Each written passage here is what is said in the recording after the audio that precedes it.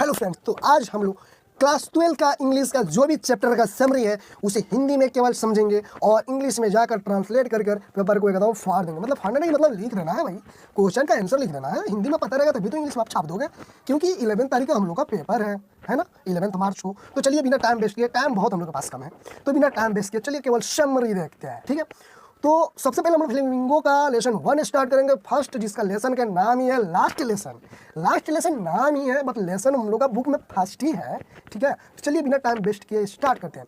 रसिया सेना ने 1870 में जर्मन पर वार कर दिया। जो रसिया की सेना थी वो 1870 में जर्मन पे वार कर दिया। उसके बाद से क्या हुआ, फ्रेंच जो होता है जर्मन में नहीं पड़ता है, उसकी हार हो गई और जर्मन के जो दो पोलैंड थे, एक पोलैंड था अलास्का और था एक लॉरेंस, वो दोनों रशिया के हिस्से में चले गए। इन दोनों एरिया पे, मतलब जो पोलैंड और रशिया जीत लिया था, वो भाई जीत लिया तो उसका हो गया, तो अपना रूल नियम सब वो अपना ही ना लगाएगा, रूल नियम वो सब अपना ही ना लगाएगा भाई।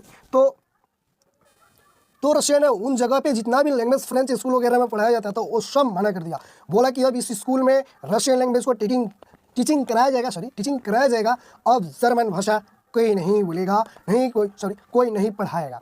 और जो भी जब ये लैंग्वेज ही बंद हो गया तो उस टीचर की क्या वैल्यू जो पढ़ा रहा है उसमें, ठीक है।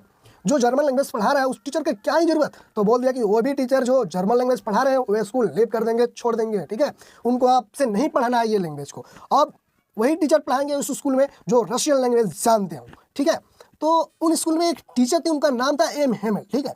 उन्होंने वो अपना लास्ट लेसन पढ़ा रहे थे उस स्कूल में। उस जोश का लास्ट दिन था, स्कूल का लास्ट दिन था उनका, फिर भी वो वही जोश जज्बे के साथ पढ़ा रहे थे जिस तरह से हमेशा पढ़ाते हैं, ठीक है। और ये जो कहानी है एक छोटे से ये स्टूडेंट की है, उन्होंने ये सब अपने डायरी या बुक में लिखा हुआ है जिसको हम लोग पढ़ने जा रहे हैं, ठीक है। उस दिन उस राइडर को बहुत डर लग रहा था और लेट से वो जगे हुए थे और सोच रहे थे कि आज बंक मारे कि ये स्कूल जाए, आज बंक मारे कि स्कूल जाए। और डाउट में थे, फिर भी स्कूल नहीं गए, बोले कि बंक नहीं मारे लेकिन स्कूल ही गए उस दिन। और राइटर को डर लग रहा था क्योंकि उस दिन जो एम एम एल थे ना वो पार्टिसिपल दिए थे लड़के सबको याद करने के लिए, पढ़ने के लिए। और हमारे जो राइटर थे वो इतना इंटेलिजेंट थे कि पार्टिसिपल का पी भी नहीं पता था। खुद वो क्या बता रहे हैं भाई कि पार्टिसिपल का उनका पी भी नहीं पता था भाई। तो पार्टिसिपल के ही बारे में वो एम एम एल जो थे वो पूछने वाले थे, बट वो सोच रहे थे स्कूल जाऊँ या ना जाऊँ, मार दूँ क्या। बट वो स्कूल गए और सोचे कि पहले की तरह वो जानते थे कि शोर शराबा स्कूल में होता है, उसी तरह होगा। मैं जाकर पीछे से धीरे से सीट पे अपने बैठ जाऊँगा और मैं जाऊँगा, नहीं पीटूंगा, ठीक है। बट ऐसा कुछ होता नहीं है। जब वो स्कूल के पास पहुंचते हैं तो स्कूल इतना शांत होता है जैसे उनको लगता है कि संडे मॉर्निंग है, इतवार का मॉर्निंग है, रविवार का मॉर्निंग है, मतलब तीनों का मतलब हुआ, ठीक है। संडे मॉर्निंग उनको लगा कि मतलब ऐसे ही। और जैसे वो क्लास में एंटर किए, देखे क्या ये तो सभी बच्चे प्रेजेंट है, सभी स्टूडेंट प्रेजेंट है, बट बहुत शांत है, उनको कुछ समझ में नहीं आ रहा था। और जो ब्रेंच पीछे का था ना वो हमेशा से खाली रहता था, उस पर वो भी भरा हुआ था। किससे भरा तो हुआ था क्योंकि जितने भी वर्ल्ड पीपल थे गाँव को वो ब्रेंच के पीछे बैठे हुए थे भाई। कुछ भी राइटर को समझ में नहीं आ रहा था ये भाई हो क्या रहा है। एक रात है इसमें ना जाने। राइटर ये सब समझ पाए तभी एक टीचर ने बोले ये जर्मन का लास्ट लेसन है, इसके बाद हम रशियन लैंग्वेज का स्टडी करेंगे, ठीक है।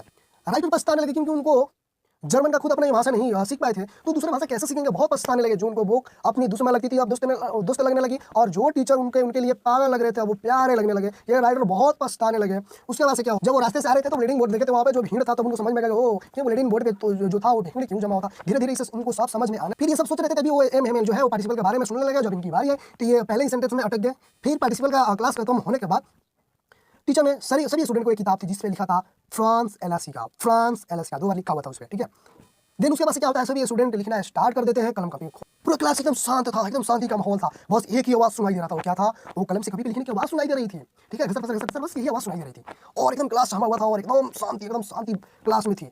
तभी छत से कबूतरों की गुट्टर की आवाज सुनाई दी। और राइटर सोच रहे हैं अपने मन में, राइटर सोच रहे हैं कि क्या ये जर्मन वाले कबूतरों से भी जर्मन भाषा बुलवाएंगे और उनको वह एक। और उसके बाद से क्या होता है, एक वेल बजता है और जर्मन की सेनाओं की ड्रिल करने की आवाज क्लास के पास तक आ रही थी। मास्टर एमएल पीछे मुड़े और चल उठाया और बड़े ही ताकत के साथ ब्लैक बोर्ड पे लिखा फ्रांस हमेशा आजाद रहे। और उन्होंने अपनी सर ब्लैक बोर्ड की तरफ रखा और बिना मुड़े या इशारों में कहा क्लास खत्म हो गए और आप जा सकते हैं, ठीक है।